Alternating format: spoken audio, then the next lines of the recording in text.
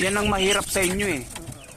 Nakita nyo lang na mahilig mag-alaga ng manok, sasabihin nyo kagad, sugarol sa bungero. Mga heni sila. Ang laki ng pagkakaiba ng mahilig sa manok, sugarol at sa bungero. Tandaan nyo yan.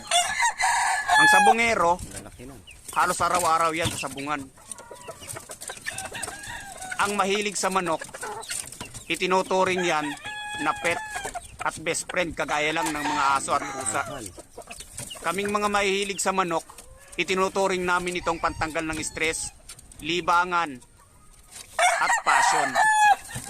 Kung magsabong man kami, ay bibihira lang. Napakalaki ng naitutulong ng pagmamanok sa aming mga mahihilig sa manok. Dahil dito, nagkakaroon kami ng best friend, pet, at pantanggal ng stress. Kumbaga, nagbibigay ito ng aliw sa amin. Bulutong yung isa. Kung gumastos man kami, ay para yon sa aming kasiyahan.